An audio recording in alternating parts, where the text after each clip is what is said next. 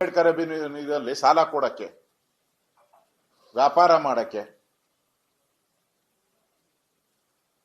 ಇದನ್ನ ಸಾಲ ಕೊಡ್ತಾ ಇದ್ರಿ. ನೀವು ಅದರಲ್ಲಿ 20 ಕೋಟಿ ಕಡಿಮೆ ಮಾಡಿದ್ದೀರಾ. ಸ್ವಯಂ ಉದ್ಯೋಗ ಯೋಜನೆಯಲ್ಲಿ ಅಂಬೇಡ್ಕರ್ ನಾವು 100 ಕೋಟಿ ಕೊಟ್ಟಿದ್ರಿ, ನೀವು 45 ಕೋಟಿ ಕೊಟ್ಟಿದ್ದೀರಾ. 55 ಕೋಟಿ ಶಾರ್ಟೇಜು, ಅಂದ್ರೆ 55% ಶಾರ್ಟೇಜು. ಆದಿಜಾಂಬವ 100 ಕೋಟಿ ಕೊಟ್ಟಿದ್ರಿ, ನೀವು 50 ಕೋಟಿ ಕೊಟ್ಟಿದ್ದೀರಾ. 50 ಕೋಟಿ ಶಾರ್ಟೇಜ್. ಕೊಡ್ತೀನಿ ನಿಮ್ಗೆ ಈ ಪಟ್ಟಿನೆಲ್ಲ, ಆಮೇಲೆ ಕೊಟ್ಬಿಡ್ತೀನಿ, ಪ್ರಕಾಶಿತ್ ಮಾಡಿ.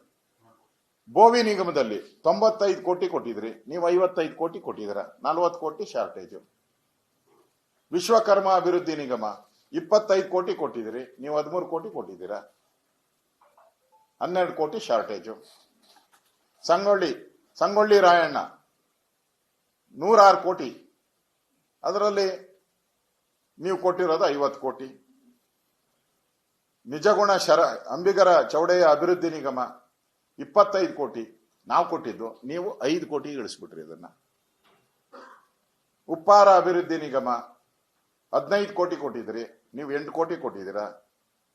ವೀರಶೈವ ಲಿಂಗಾಯತ ಲೋನ್ ಕೊಡಕ್ಕೋಸ್ಕರ ಕೊಟ್ಟಿರೋಂಥದ್ದು 100 ಕೋಟಿ ಕೊಟ್ಟಿದ್ರಿ, ನೀವು 60 ಕೋಟಿ. 40 ಕೋಟಿ ಶಾರ್ಟೇಜು.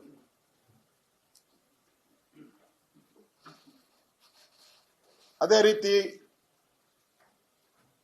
ನೇಕಾರರ ಯೋಜನೆಗೆ 125 ಕೋಟಿ ಕೊಟ್ಟಿದ್ರಿ, ನೀವೆಷ್ಟು ಕೊಟ್ಟಿದ್ದೀರಾ? ನಾವು 125 ಕೋಟಿ ಕೊಡಿ, ನೀವೆಷ್ಟು ಕೊಟ್ಟಿದ್ದೀರಾ? 10 ಕೋಟಿ ಕೊಟ್ಟಿದ್ದೀರಾ.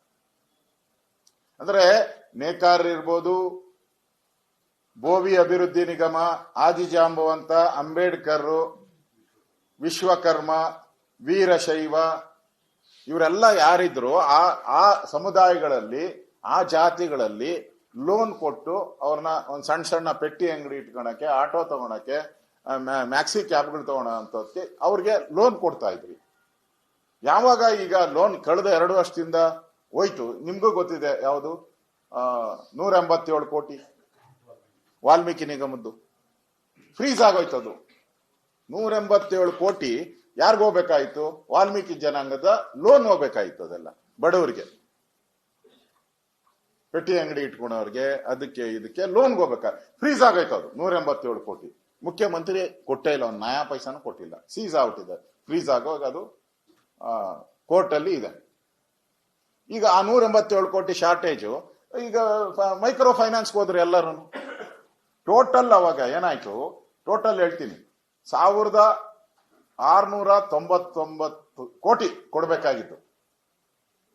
1699 ಕೋಟಿ ಅಂದ್ರೆ 1700 ಕೋಟಿ ಅಂತ ಇಟ್ಕೊಳ್ಳಿ. ಅವ್ರು ಎಷ್ಟು ಒದಗಿಸಿದ್ದಾರೆ? 643 ಕೋಟಿ ಕೊಟ್ಟಿದ್ದಾರೆ. ಶಾರ್ಟೇಜ್ ಎಷ್ಟು?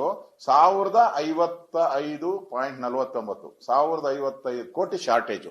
ಈ 1055 ಅವ್ರು ಪ್ರತಿ ಲೋನ್ ತಗೊಂತಾ ಇದ್ರಲ್ಲ, ಇದು ಮೈಕ್ರೋ ಫೈನಾನ್ಸ್ ಕೊಟ್ಟೈತಿದ್ದ. ಇಷ್ಟು ನಿಗಮಗಳಲ್ಲಿ ನಾವು ಏನು ಸಾಲ ಕೊಡ್ತಾ ಇದ್ರಿ, ಆ 1055 ಶಾರ್ಟೇಜ್ ಬಂತಲ್ಲ, ಅವ್ರೀಗ ಈ ಮೈಕ್ರೋ ಫೈನಾನ್ಸಿನ ದಾಳಿ ಆಯ್ತು. ಈಗ ಅವರೆಲ್ಲ ಈ ಗ್ಯಾಪ್ ಅನ್ನ ನೋಡ್ಕೊಂಡು ಈ ಉಸಿಲಿಗೆ ಅವರು ಬಂದ್ಬಿಟ್ಟಿದ್ದಾರೆ. ಅವರು ಲೋನ್ ಕೊಡ್ತಾ ಇದ್ದಾರೆ. ಅವರು ಜನಕ್ಕೇನು, ಯಾವ್ದಾದ್ರೂ ಆಗ್ಲಿ ಲೋನ್ ಸಿಕ್ಕಿದ್ರೆ ನಮ್ ಕಷ್ಟನ ತೀರ್ಸ್ಕೊಬಹುದು ಅಂತ ಜನರ ಭಾವನೆ. ನೀವು ಕರೆಕ್ಟಾಗಿ ಲೋನ್ಗಳು ಕೊಟ್ಟಿದ್ರೆ, ನೀವು ನಿಗಮಗಳಿಗೆ ಕರೆಕ್ಟಾಗಿ ಹಣ ಬಿಡುಗಡೆ ಮಾಡಿದ್ರೆ, ಈ ಮೈಕ್ರೋ ಫೈನಾನ್ಸ್ ಎಲ್ಲಿಂದ ಬರ್ತಾ ಇತ್ತು? ಇಷ್ಟು ದಿನ ಇಲ್ಲದೆ ಇದ್ದಿದ್ದು ಮೈಕ್ರೋ ಫೈನಾನ್ಸ್ ಆತ್ಮಹತ್ಯೆಗಳು ಇವಾಗೇ ಹೆಂಗ್ ಬಂದ್ಬಿಟ್ಟು, ಸಡನ್ ಆಗಿ ಹೆಂಗ್ ಬಂದ್ಬಿಟ್ಟು? ಇಷ್ಟು ವರ್ಷ ಹಾಕಿರ್ಲಿಲ್ಲ. ಬೇರೆ ಸರ್ಕಾರಗಳಿತ್ತಲ್ಲ ಅವಾಗ ಈ ಮೈಕ್ರೋ ಫೈನಾನ್ಸ್ ಆತ್ಮಹತ್ಯೆ ಸರಣಿ ಸಾವುಗಳು ಬಂದಿತ್ತ? ಈಗಲೇ ಯಾಕೆ ಬಂದಿದೆ? ಅಂದ್ರೆ ಸರ್ಕಾರ ಪಾಪರಾಗಿ ದಿವಾಳಿಯಾಗಿ ಯಾರಿಗೆ ಲೋನ್ ಕೊಡ್ಬೇಕಾಯ್ತು ಸರ್ಕಾರದಿಂದ 1055 ಕೋಟಿ ಲೋನ್ ಹೋಗ್ಬೇಕಾಯ್ತು, ಅದು ತಪ್ಪೋಗಿದೆ ಪ್ರತಿ ವರ್ಷ. ಅದಕ್ಕೋಸ್ಕರ ಆ 1055 ಕೋಟಿನ ಈ ಮೈಕ್ರೋ ಫೈನಾನ್ಸ್ ದಂಧೆಕೋರರು ಕಬಳಿಕೆ ಮಾಡ್ಕೊಂಡು ಅಲ್ಲಿ ಅವರ ಕೆಲಸವನ್ನ ಮಾಡ್ತಾ ಇದ್ದಾರೆ. ಇದು ನಿಮ್ಮ ಫೇಲೂರು.